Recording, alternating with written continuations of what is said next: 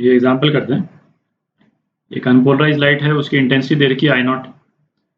ये 3 polarising sheet से पास कर रही। अच्छा, तीनों शीट्स का जो पोलराइजिंग एक्सिस है वो y एक्सिस से 0 डिग्री है ना, ये 0 डिग्री पे दिख रहा है। y एक्सिस क्या है, ये y एक्सिस, ठीक, 30 डिग्रीज और 90 डिग्रीज बना रहा है, ठीक है।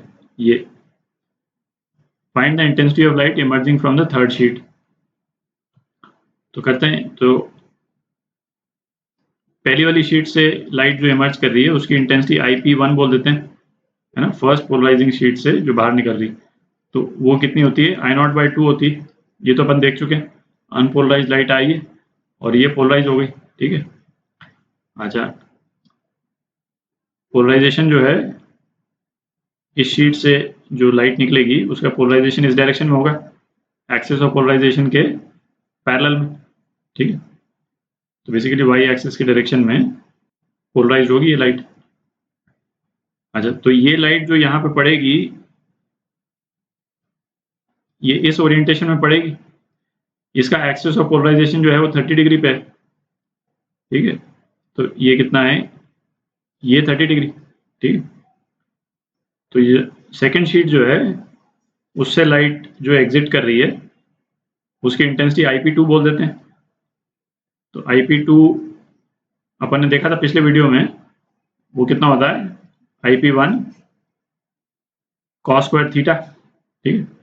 अच्छा, इसको अपन θ1 बोल देते हैं।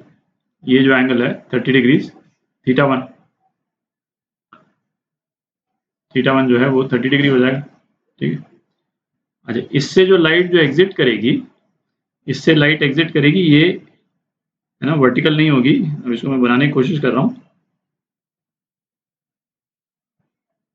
इस ओरिएंटेशन में एग्जिट करेगी बेसिकली, है ना, इसके जो एक्सिस ऑफ पोलराइजेशन है उसके पैरेलल। और यहाँ पे लाइट आएगी तो इस ओरिएंटेशन में आएगी,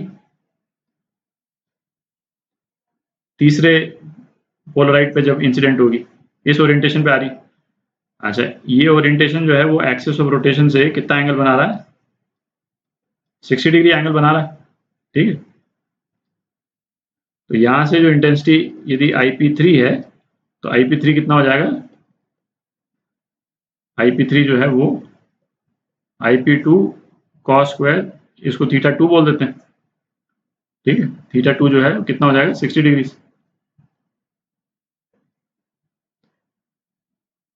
दिख रहा है, ठीक है। तो इन तीनों को कंबाइन कर देते हैं। तो IP3 ये क्या हो गया, I0/2 cos square θ1 into cos square θ2, ठीक है। तो कितना हो जाएगा, I0/2 cos square 30 cos square 60। तो कितना हो गया, तो ये हो गया 0.094 I0, ठीक है। तो बेसिकली IP3 जो है वो 9.4% इंटेंसिटी है, 9.4% ऑफ I0, ठीक है। तो ये आपका आंसर हो गया। अच्छा, इसमें एक इंटरेस्टिंग चीज देखें, यदि ये जो बीच वाला पोलराइजर है यदि ये होता ही नहीं, दो ही पोलराइजिंग शीट्स होती, ये और ये, तो IP3 की इंटेंसिटी क्या होती, मतलब फिर ये तो IP2 हो जाता, बट एनीवे इसको IP3 बोल रहे हैं अपन। IP3 जो है वो 0 हो जाता, क्यों, क्योंकि एक्सिस ऑफ पोलराइजेशन इन दोनों का म्यूचुअली परपेंडिकुलर होता।